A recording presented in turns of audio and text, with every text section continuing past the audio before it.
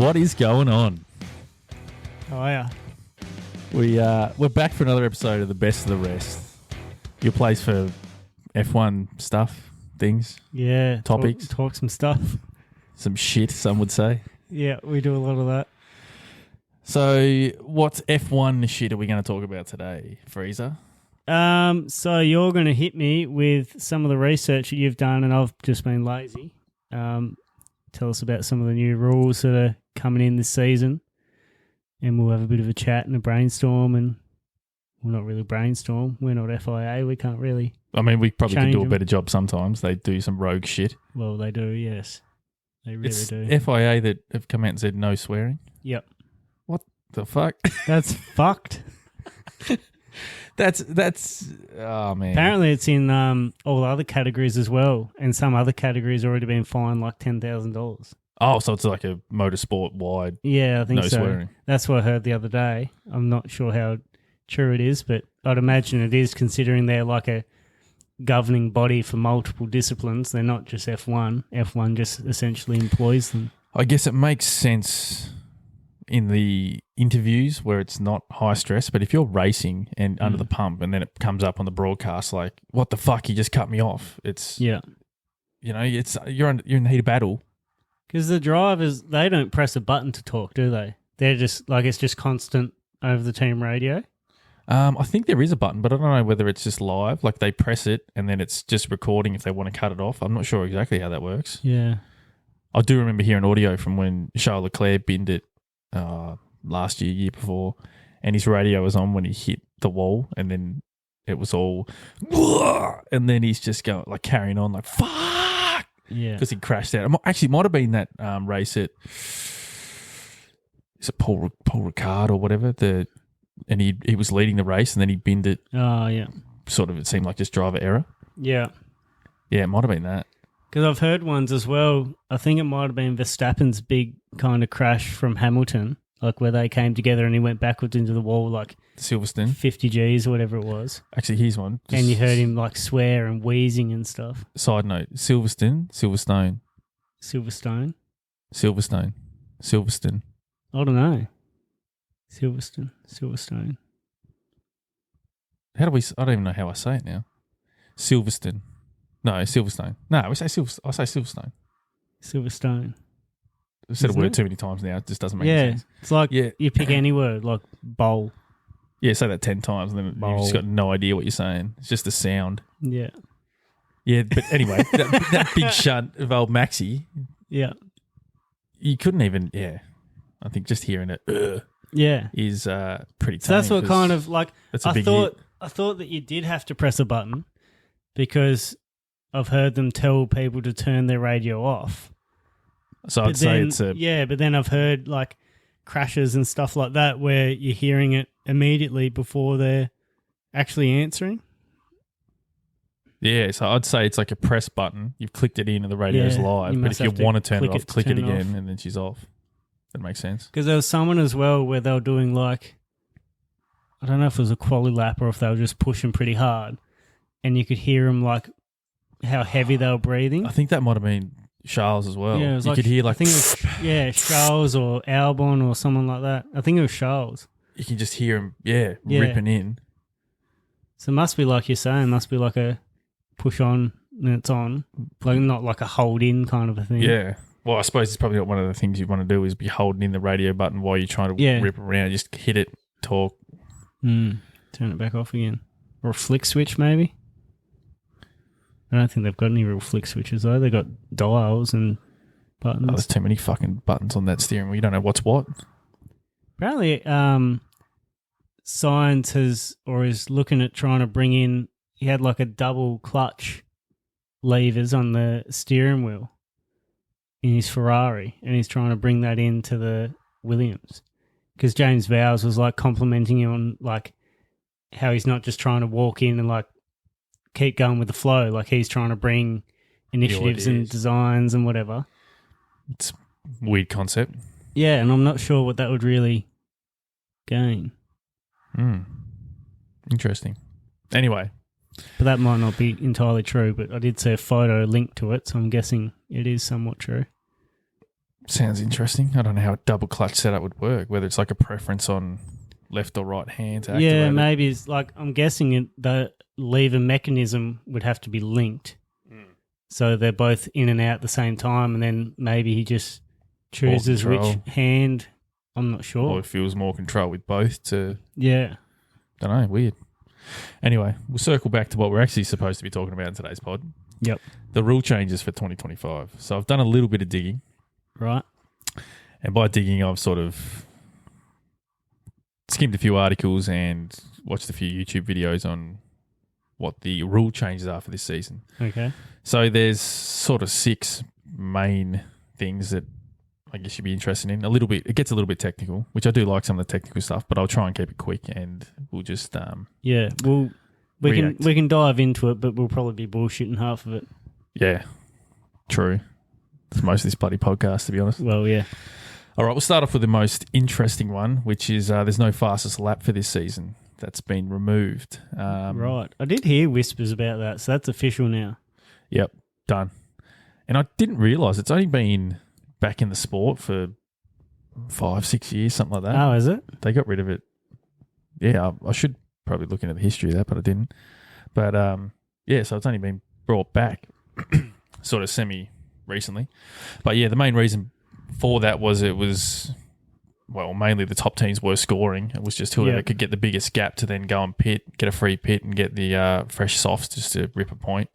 But the catalyst for the change was in Singapore last year when Danny Rick went and pitted and took the fastest lap off Norris. Of course. Yeah. So they didn't really like the fact that Because he's nowhere near points either, was he? No. So they didn't really like the fact Red Bull were using their sister team Yeah. to take points off. Because it could have affected the championship. Imagine it come down to that 1 point. and it was, the rules are there to be exploited, but they obviously wanted to shut that one down. So yeah, done. And when you do look at the stats on where the fastest points were scored, a lot of the top teams were reeling them in, a few of the lower teams. And the fact that you can't just score the fastest lap and finish outside the top 10 and bank it. Yeah. So it does sort of unevenly sway. I like the idea of the fastest lap, but obviously there were some flaws to it working that way because, like you're saying, with Danny Rick, you got teams that they got a big pit gap and they're just taking it off someone else or someone in low-end points that's got a big enough gap, like they might only be 8th or 10th, to just snag an extra point for the team. But, like, you can't really have it go all the way, like all drivers to get it either, because then you only got top 10 points. Everyone under 10th is just going to pit to try and get fastest lap, aren't they? Yeah. To try and get a point. I guess the only way you could probably switch it up, and this would be sort of NASCAR style to a certain degree, but like if you had the fastest lap recorded between lap 1 and lap 20 and then lap 20 and lap 40, because in NASCAR, they have a million laps. Yeah. They do like checkpoint races. So if you're leading at the 100 lap mark, then you get points and then so on and so forth. So there's like mini races within the races. Stuff. Yeah. Yeah. So maybe you could do it something like that so that if there was an opportunity, you could go for the fastest lap in the first 10. I don't really know how that worked, but that was literally just thought off the dome. Yeah. But yeah, so that's our first rule change for this year, which it'd be interesting to see how that plays out. Yeah. Actually, just off the side of that, I reckon it'd be interesting to throw in like a point for pole position or something instead. Yeah, that'd be interesting. Like reward quality, or maybe a couple of points there. Yeah, I don't know if you just do maybe just one for pole position.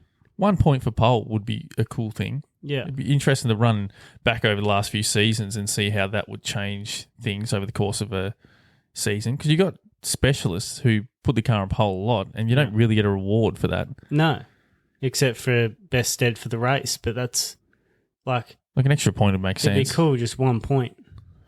Like nothing drastic. But over a season, if you put on a blinder on Saturdays, that could be reward 10, for 15 Saturdays. points. Yeah. Yeah, that'd be cool.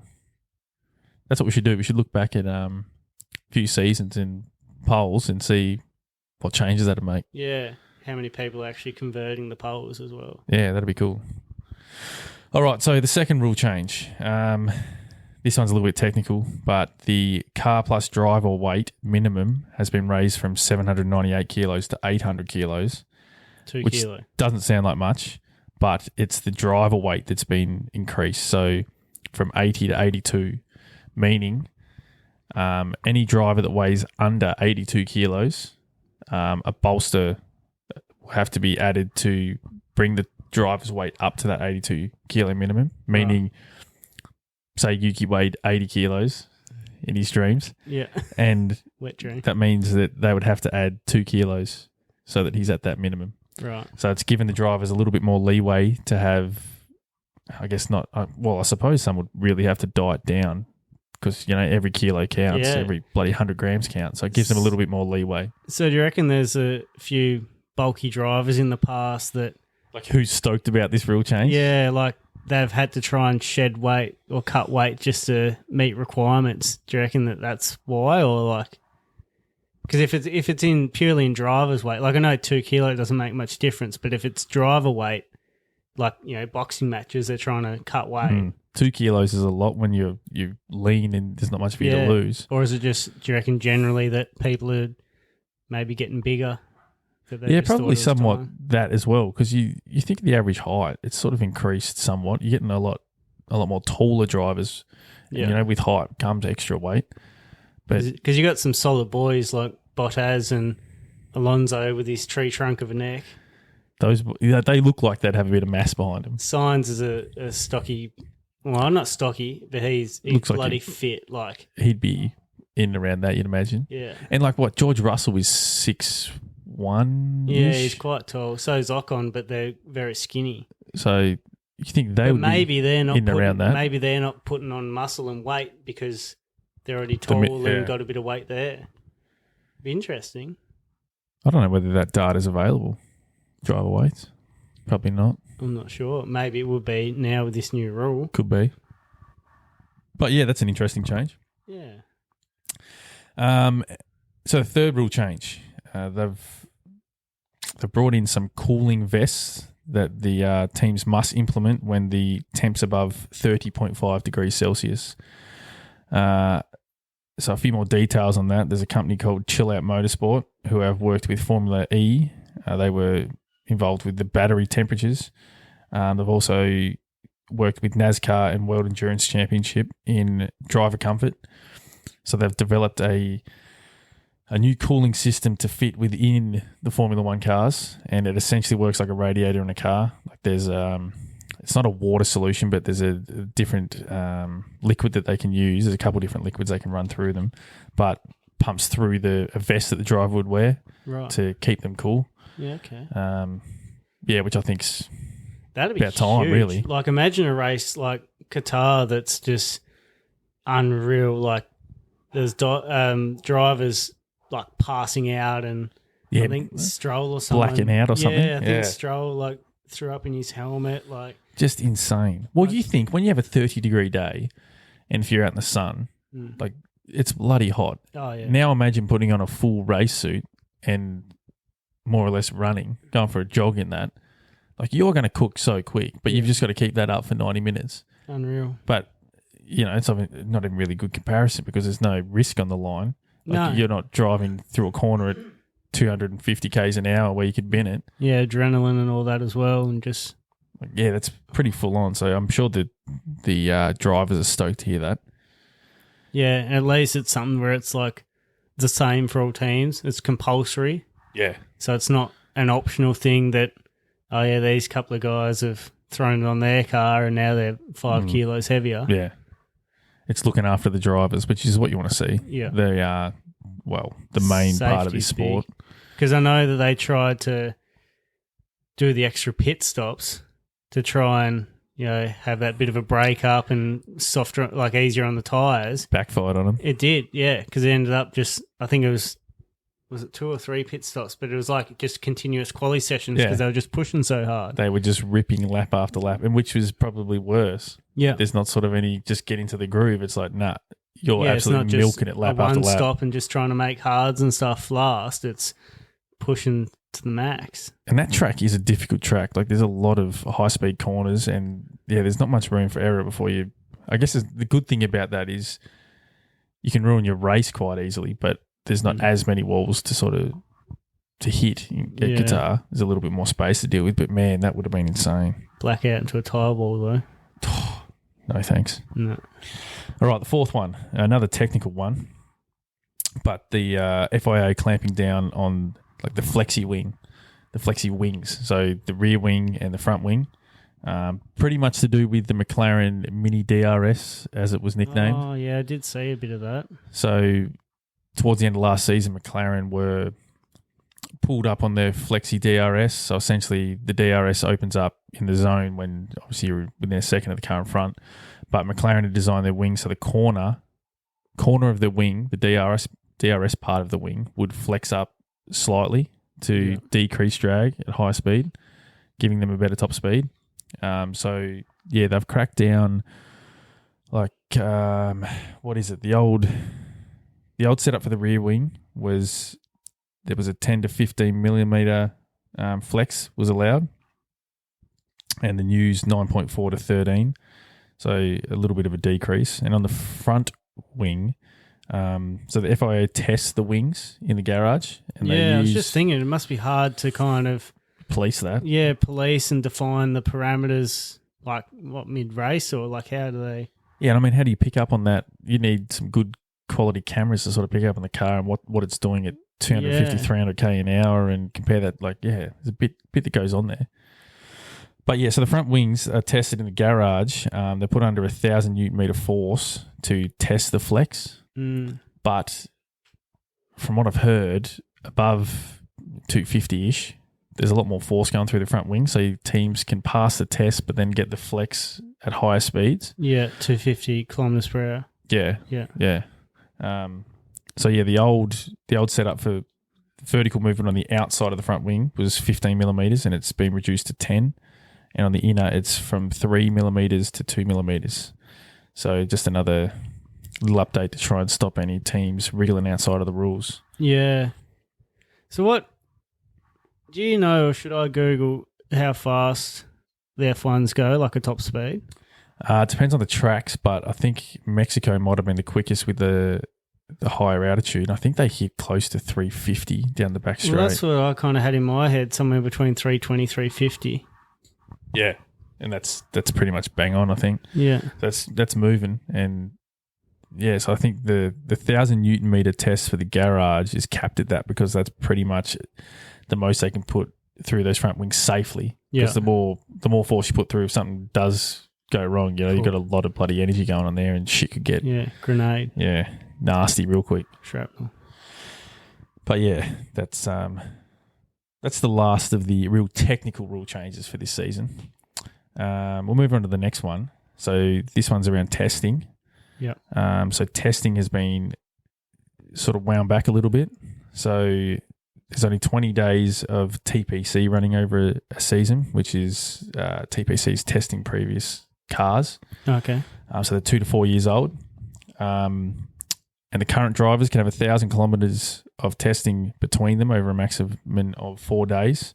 And the rookies throughout the season, that's been increased from 2 practice sessions to 4.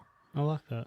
So, which is sort of cool, because it gives you a little bit more exposure to from a fan standpoint, more exposure to the rookies and who's potentially on their radar. Yeah. If you're not sort of keeping an eye on F2 and the news.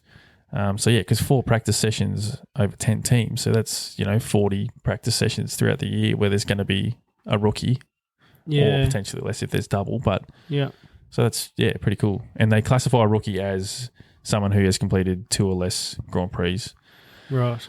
So you get a look in at hopefully a few new faces this year, which will be good. Yeah, because I noticed that they left a lot like right to the end where it didn't really matter for anything. It's like last race of the season, they just got like all the bloody practice session 1, P1. It's just like all no names, Yeah, and you're like, oh, what? I thought I was watching F1, but who are these guys? Yeah, it's a weird one, isn't it? Because you're like, where do you squeeze them into your roster if you've got to give up 4 practice sessions? And really, especially if there's someone that you've got your eye on. So you're trying to get a bit of a gauge of, do you actually want to put them in your car next year? Yeah, you sort of want to test them, but you don't want to disadvantage the team and not get the data because you're giving up on an hour's worth of data collection. So obviously you probably wouldn't do sprint weekends. Yeah, nah. Imagine that. Imagine stitching a driver up going, yeah, sorry, mate. Old young fella over here's going to jump in the car. So just get ready for, sprint quali and you'll be right. Yeah, it'll be all good. I mean, maybe you could back Alonso in, just go out there and dominate on the first lap. But he would too, wouldn't he?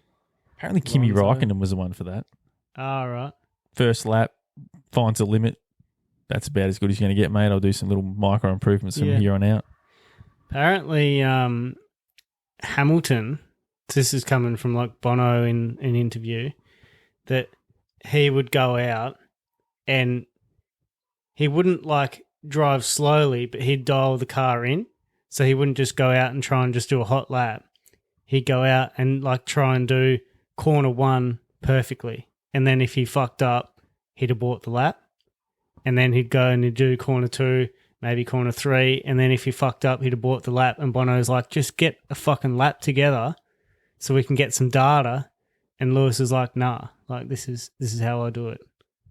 That's weird, isn't it? Yeah. So he wouldn't still just, see if it was me, like I'm not an F1 driver, so it's probably completely the wrong tact, but I'd probably go around and do a couple of like slower medium laps and work my pace Build up. Mm. But yeah, I mean, he's obviously a 7-time world champion for a reason. I guess drivers find what works for them and then stick to it. And yeah, like he just goes until he finds the limit of that corner or whatever, until he fucks up or knows where his limit is and he's happy or whatever, and then goes on to the next one. And yeah, he might be 20 corners in the lap and it might be the 18th corner.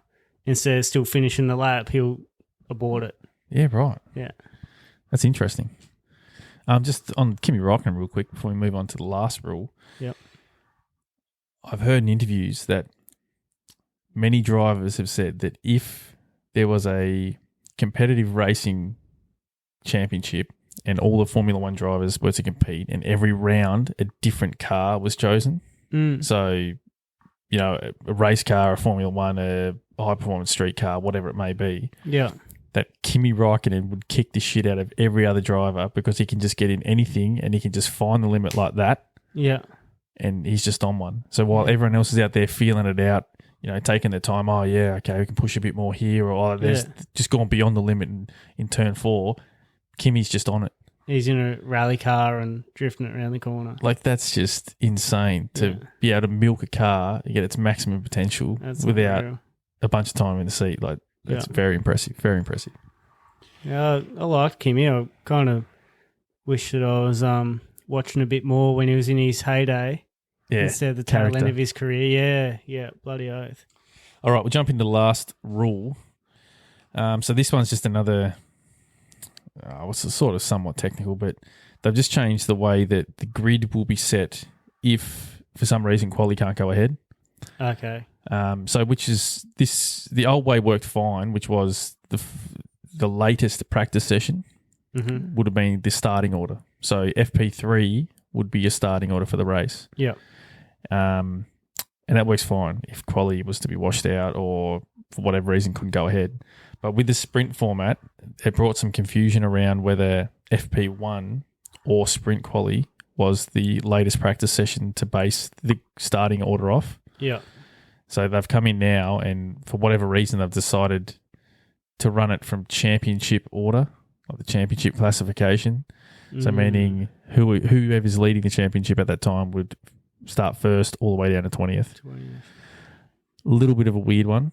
Yeah. I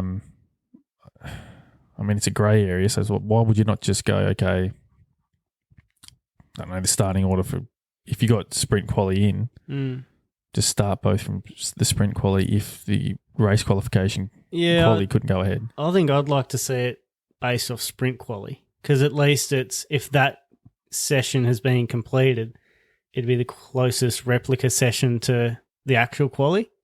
Like teams are going out there, they're trying to push, they're trying to get out of their Q3, Q2 or SQ32.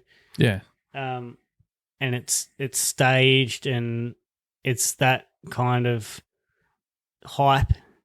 The Rather intensity. than and intensity, rather than just that they might.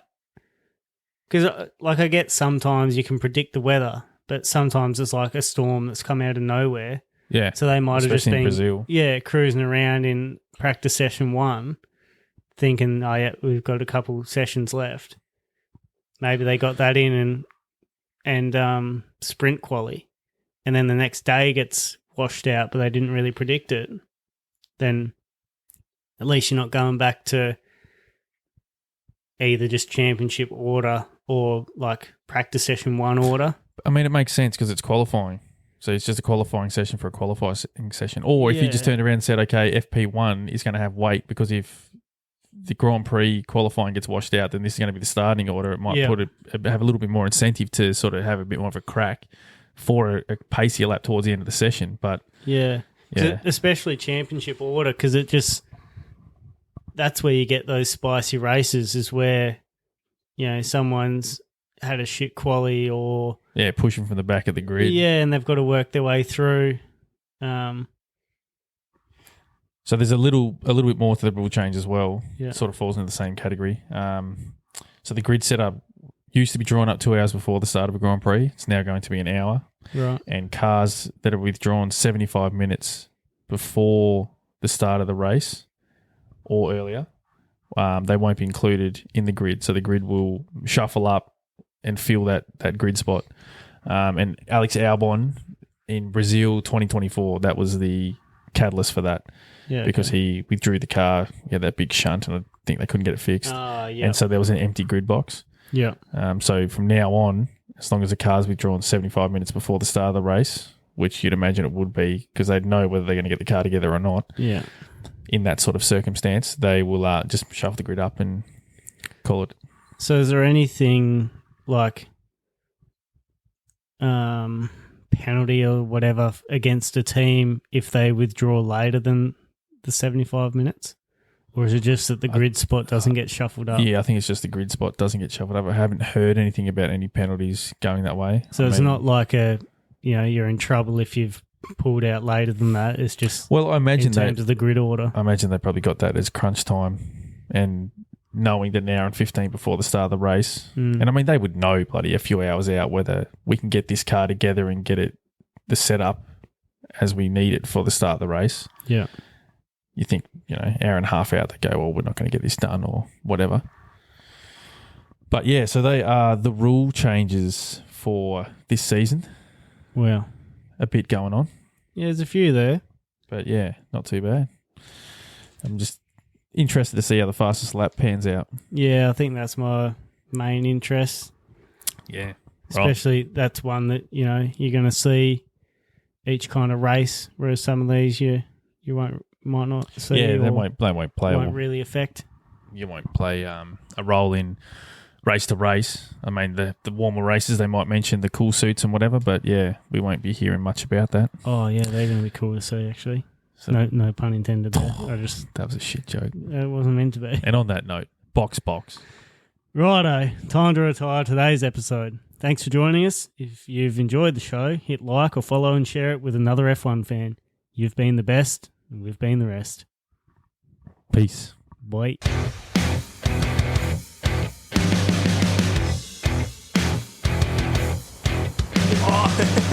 Look at this. This is not a dog. This is a piece of shit.